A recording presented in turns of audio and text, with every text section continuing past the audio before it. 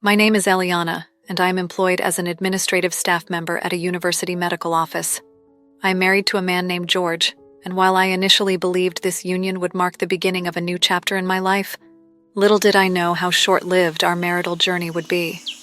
This was not what I had anticipated when we first exchanged vows.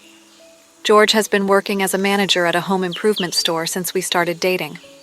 My initial impression of George when we first met was that he was a kind, family-oriented, and decisive person.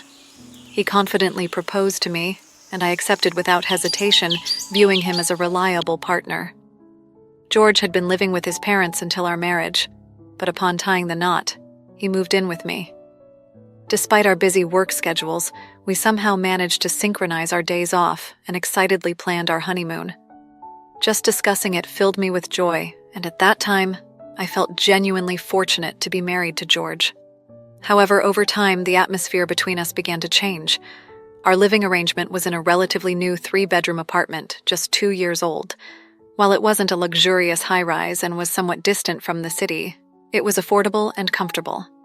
Given these factors, I decided to take the plunge and make the purchase. Living there posed no significant inconveniences, and George never displayed a penchant for luxury. Then, one day, George casually mentioned that his mother and sister wanted to visit our new home the following day, as he had already invited them. My initial thought was that he should have consulted with me about the date beforehand.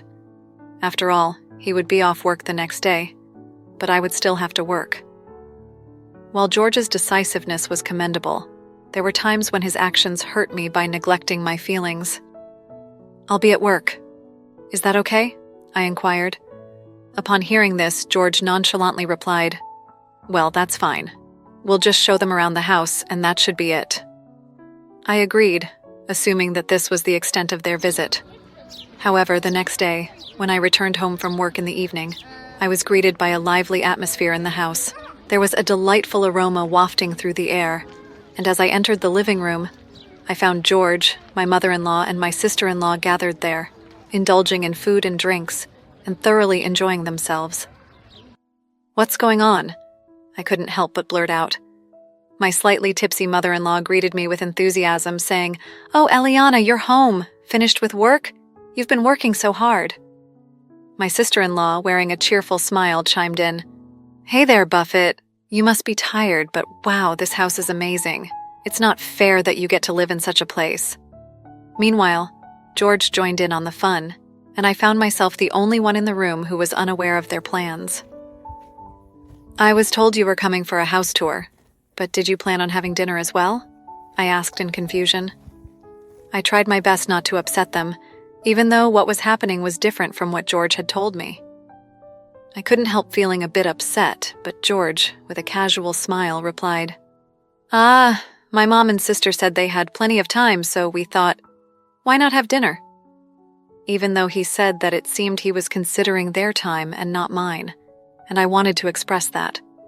It's not that I dislike my mother-in-law or sister-in-law, but I didn't want to feel on edge in my own home.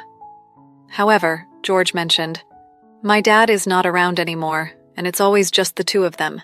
They need a change of scenery once in a while." He said this in a carefree manner, and my mother-in-law chimed in, saying, "George is such a kind boy, Eliana. You should appreciate that you got to marry George." As if I was being taken care of by George. I wanted to retort, "I'm working and earning too, you know."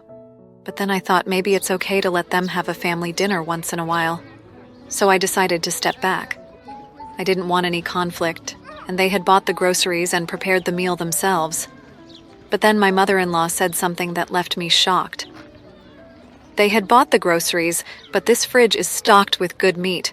High-quality meat really is delicious." I couldn't believe my ears. For a moment, it was clear that my mother-in-law and sister-in-law were using our groceries. The alcohol and snacks my sister-in-law was enjoying were exactly the ones we had bought. "Huh, you didn't buy these yourself?" I asked, and my mother-in-law responded, "Well, if you have this much in the fridge, there's no need to go shopping, right? It's a hassle to go to the supermarket," without any hint of remorse. To top it all off, she added, "I'm tired now, so if you want to eat something, Eliana, you'll have to make it yourself." I was genuinely angry at this entire conversation, and my emotions were on the verge of spilling out. Somehow, I managed to suppress my anger and respond with a strange smile, saying, "Is that so? Well, I'll take care of my portion then," and headed to my room. However, it seemed that some of my emotions may have leaked out. When I closed the living room door, it made a slightly louder bang than I intended. Immediately after, I could vaguely hear my mother-in-law and sister-in-law talking. "Oh my, is she always this rough? Is she okay?" My sister-in-law chimed in. "Despite being in such a nice house, I wonder if Eliana won't end up breaking something, right, George?" she added. George casually responded, "I'll remind her later. She's probably just tired from work." George came to my room, and after all that, my in-laws just left without cleaning up. On top of that, George even came to my room and lightly scolded me, saying, "Hey, what's with all the irritation? It's not nice to my moms, you know." But honestly, having all of this happen without my permission and them leaving without cleaning up was too much for me to bear. When I told him this, George tried to pacify me, saying, "Well, calm down. This is a one-time thing. I'll take care of the cleaning. Just relax." Certainly I wasn't convinced, but I thought it wasn't worth starting a fight over it, so I managed to suppress my anger. I forcibly considered this as part of George's family love and regained my composure. Besides, we had our honeymoon planned in just a month, and I didn't want to jeopardize our relationship now. After all, this situation wouldn't happen again. I just needed to focus on our honeymoon and lift my spirits. However, that honeymoon turned out to bring misfortune. A month later, we embarked on our honeymoon, a 3-night trip to Alaska. I wouldn't have minded traveling abroad, but George didn't have much of a taste for luxury. He believed staying within the country was sufficient, so we settled on this plan. The hotel we booked was decent, and we enjoyed the local cuisine, hot springs, and the breathtaking northern lights. We spent wonderful days, and as our delightful journey was coming to an end, we were heading back home. I couldn't help but feel a little sad that it was over, and we talked about making another plan someday. However, just as we were about to arrive home, I suddenly remembered something. Come to think of it, I wonder if I locked the bathroom window before leaving the house. We lived on the 4th floor of an apartment building, and the bathroom window was small, so I didn't think there was any need to worry about a burglar breaking in. Still, it popped into my head, and when I mentioned this to George, he casually responded, "It'll be fine. My mother and sister are there." I was perplexed. Huh? My mother-in-law and sister-in-law are at our house now? I didn't hear about this. When I reflexively asked that, George calmly said, "Oh, didn't I tell you? They said they'd clean up while we're away. It's really helpful, you know. Dust piles up after 3 or 4 days." He said it so cheerfully, and it struck me that he had given the house keys to my mother-in-law without my knowledge. When I heard that, I became upset again. From then on, I barely spoke to George and hurried home faster than usual. I couldn't help but worry about what was happening in our house. Upon arriving home and entering the living room, as expected, they were having another party. Moreover, dishes made from food that appeared to be taken from our refrigerator were lined up. "Did you have a good time? Oh, you're back. Did you have a good time?" my mother-in-law casually called out to us. Of course, I was in no state to give her a proper answer. She mentioned something about cleaning up, but the place was messier than before. On top of that, there seemed to be even more bags from my mother-in-law and sister-in-law. When I saw all that, I could almost hear the last straw breaking inside me. "Enough! What are you doing? Please go home. This is our house. It's a problem if you keep doing as you please." I couldn't help but blurt out my frustrations. Upon hearing this, my mother-in-law said, "Okay, why are you so upset? I'm in no position to say that. This is George's house, so there should be no problem with whatever we, as his family, do." My sister-in-law chimed in with a somewhat arrogant attitude, saying, "That's right, Eliana. If anything, we should have more right to live here than you." I couldn't comprehend their way of thinking. I retorted, "I need your permission too. Hey, I'm paying for this house too, you know. It's my house as well, so I need you to get my permission too." I was filled with a feeling that I didn't want to hold back anymore. There was also a concern that if I didn't retort, they would get carried away. But what pushed me further was the unexpected response from George. "You need to stop, Eliana. How can you speak to my family like that? We're all going to live here from now on. Don't be so selfish," he said. His words momentarily stunned me. Had living with these in-laws been decided without my knowledge again? When that thought crossed my mind, I couldn't help but retort back to George. So why do you decide on your own without telling me? Can't you consult with me at least once? Who's being selfish here? The cheerful atmosphere from our honeymoon trip was nowhere to be found. The room had completely turned into a battlefield. However, as always, it was George who put an end to the tension. He said, "Enough. If you hate living here so much, Eliana, you can leave." As if to finish me off. But his words had the opposite effect on me. They called me down. I must have come to realize that I couldn't go on living with these people anymore. And if that's the case, there's no reason for me to stick around with George and the others, I thought. I could have asked George, "Are you sure about that?" But I didn't. My desire to avoid further involvement was stronger, so I allowed myself to say it casually, all the while grinning. "Got it. Okay, got it. I'll be out of here in no time."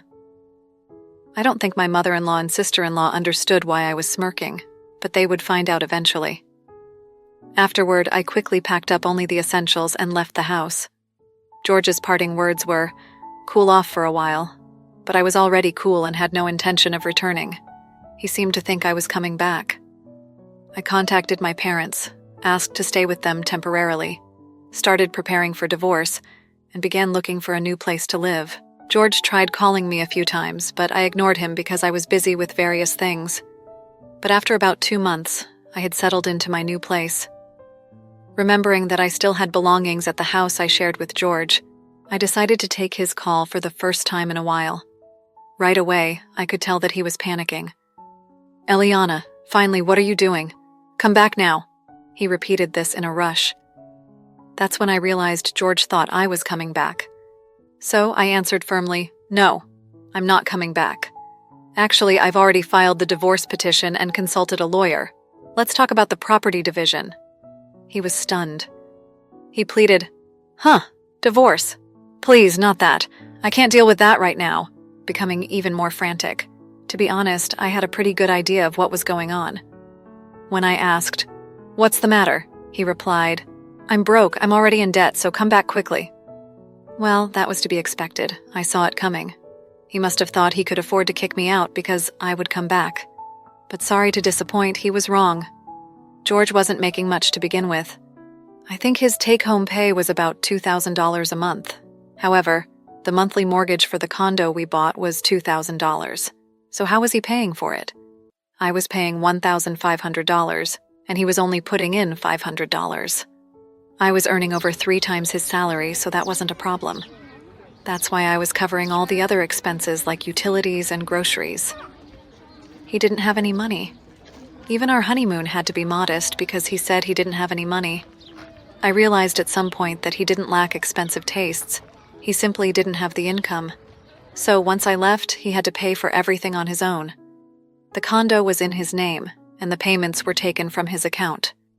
So once I left, he lost the $1,500 I used to give him every month. Moreover, George's jobless mother-in-law and sister-in-law were living with him. This was certainly going to add to the living expenses. So it was only natural for me to be upset when George made decisions about the house on his own or casually used things from the fridge. My mother was furious with just his salary. They wouldn't last a month. A life drowning in debt was a given at this rate. My mother asked me, "Why did you kick Eliana out? Anyway, come back home right away and do something. We bought a decent condo." I was at a loss for words as it seemed his mother and sister were under the mistaken impression that he earned a decent living. After all, he does have the title of store manager, but it's a harsh reality that this title doesn't necessarily translate into a high salary. We bought a somewhat decent condo, and they entirely believed that George was the one who paid more. It's pitiful, and there's no other way to describe it but foolish. Furthermore, it turns out that the mother-in-law, having used up all her deceased husband's assets, ended up rolling into my house broke. She and her daughter had been living in a rented apartment but seemed to have properly terminated that lease. What a family, right? There are moments when I'm mortified to have any familial ties with them. Now, I really want to settle our divorce as soon as possible. Just go ahead with the divorce process with your lawyer. "You really saved me," George said.